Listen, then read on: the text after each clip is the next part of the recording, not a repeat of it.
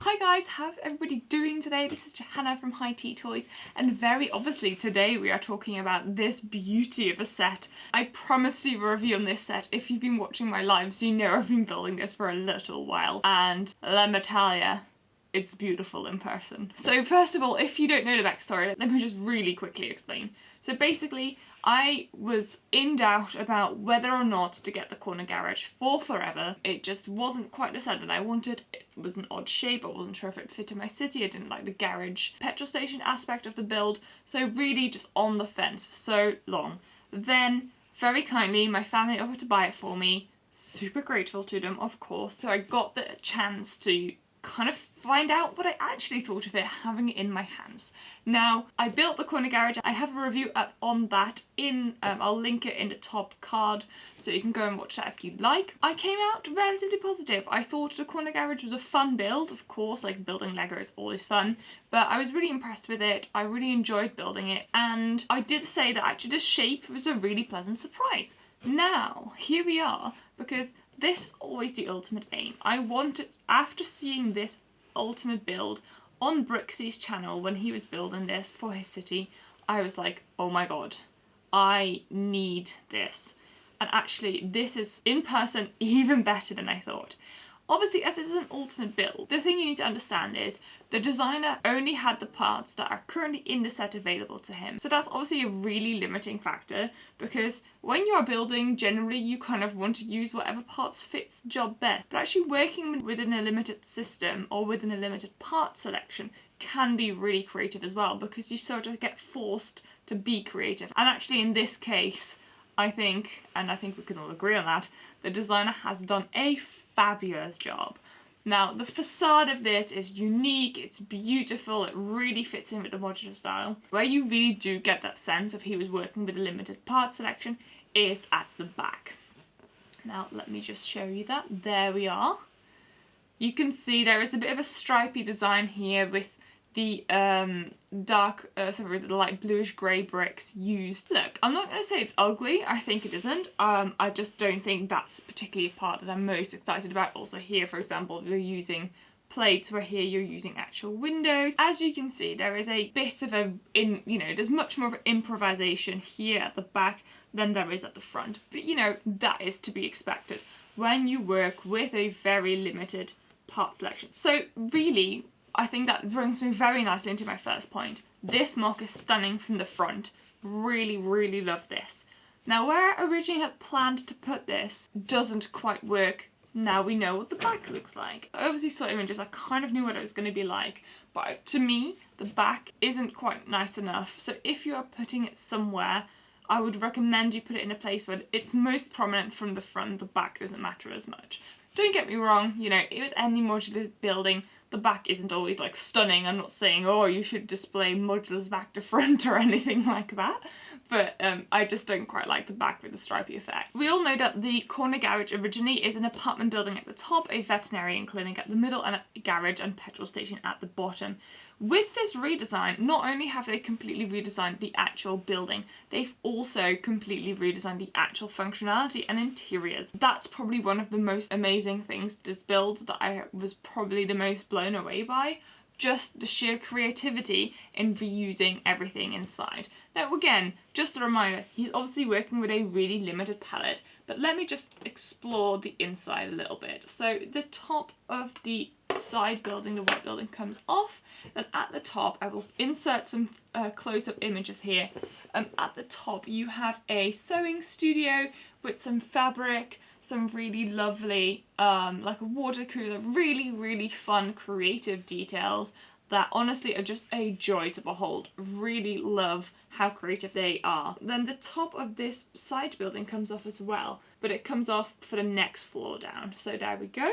We'll take this off. And then on the next floor, you have a little bit of an apartment building, a very funny see-through door on the bathroom, which we'll just pretend is privacy glass, so there must be a little button to make that not see-through when you go to the loo. Really creative use of the Octan round tile as a toilet seat.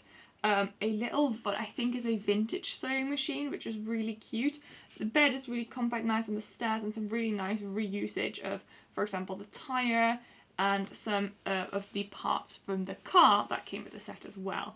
Honestly, though I don't absolutely adore this floor, I absolutely love the creativity utilised here to create this really sweet apartment build, which is completely separate from the pub at the ground floor, because there is a side access stair to get to this flat, which means that whomever lives here and sews and uses this as their studio doesn't have to go through the pub, which I think is just such a lovely creative detail.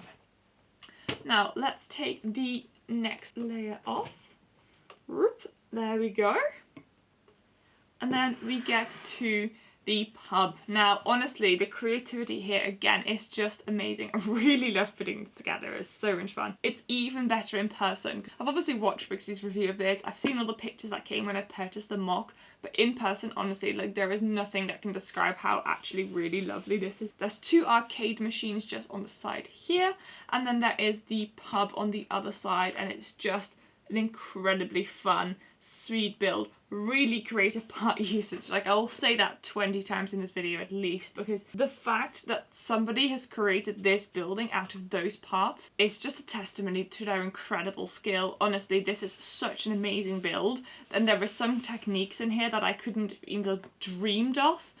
Absolutely just incredibly amazed by somebody coming up with this build. I'm a little bit lost for words just because, like, I wouldn't even know where to start with this, really. It's just incredible. It has all the things that modulars have.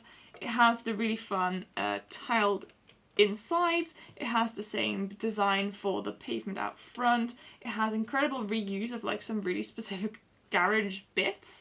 Like, the arcade machines are a great way to reuse some of the, like, car parts. The fact that this modular is now a sewing studio, even though it's repurposed from an apartment, a veterinarian clinic, and a corner garage, is just incredible to me. It was such a joy to build and to discover with every step of the instructions, and I cannot speak more highly of this build.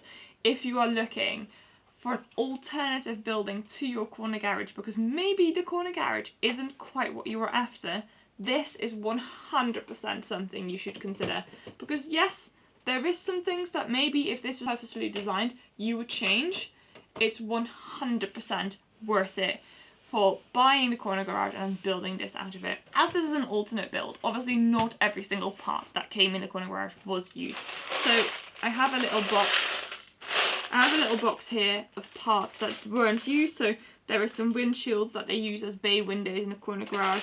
Obviously the veterinarian clinic window, there's a door, there's a sloped access to the roof that was used, the car bonnet, for example, some stairs. But honestly, it's really very minimal stuff that's left over, which is incredibly impressive, as well as if you are buying this set, you will still have some parts left over once you've finished that you can repurpose for your own mocks. If you're not familiar with alternate builds, so basically what they do is they take the parts of an existing set and they repurpose it into a new building, which is a really cost-effective way of building modulars, because buying bricks separately is really expensive. So if you want to do a really cool mock, then this is a really cost-effective way of doing that, because you can just buy the parts as a Lego set, which is much, much cheaper than buying all these bricks individually, I have to say. I think if I keep talking about this build, I'll probably mention how amazing, stunning, absolutely incredibly ingenious this build is again about 20 times. But I had so much fun building this, and I think if you are on the fence about the corner garage, this alternate build is definitely a way to justify getting it after all, especially if you are sort of justifying your purchases because you say that, for example, Lego holds value really well, which is definitely something that I say. Because this is from the modular building, if you kept your parts that you didn't use separate in a bag with your box or with your instruction booklet for the original corner garage, this would still hold its value because you still own a corner garage. If you ever wanted to get rid of it and sell it as the corner garage, you could, because you can say that you have all the parts. It will still hold its value as a modular set as well. I don't think many people are going to argue with you that this isn't a worthy replacement. So overall, this was an incredible build. There was definitely a few moments during the instructions where I was like, what the hell am I building? Or like, what the hell is this technique? But overall, they were really easy to follow. Part usage is incredible. And honestly, the technique used to build this sloped roof was just inspiring. I've had so much fun, and I think I've learned quite a lot about how creatively you can use Lego as well, because if you build these really ingenious mocks, you do also learn new techniques. Now, last time when I did my corner garage review, obviously I left it open because I wasn't sure what I was going to do. I said I'll decide which set I'm going to display in my city after I've built it, and I have to say, I think you probably have guessed it's gonna have to be this one. There was a moment halfway through building when I kind of was doing the first floor that I wasn't sure if I was going to. It was still a little bit up between the two, but having added the top of this building especially, I just really, really love the look, and I do not want to get rid of this again because I think it's just totally stunning. So that's kind of where I am at. I am incredibly impressed with my first remocking experience. So if you're in the market or on the fence about the corner garage, definitely check out this remock because it is a fantastically worthy replacement. It's absolutely a joy to build, and though the back may not be quite to everybody's taste, it's just the back. You don't have to see it again. Honestly guys, if you have any questions about this alternate build, do let me know. The link for the instructions is in the description box, so if you want to build this yourself or you are wanting to check out some more detailed photos, do go there. There is some good information around on that. Right, that's all from me on this fantastic mock. Thank you so very much for tuning in. Please like and subscribe if you like the video. I would love to see you around. I try and stream every Wednesday or Thursday if you wanted to drop in for a stream sometime. Thank you so very much for giving me your time. I hope you have a fantastic rest of your day. Stay well and goodbye. Howdo.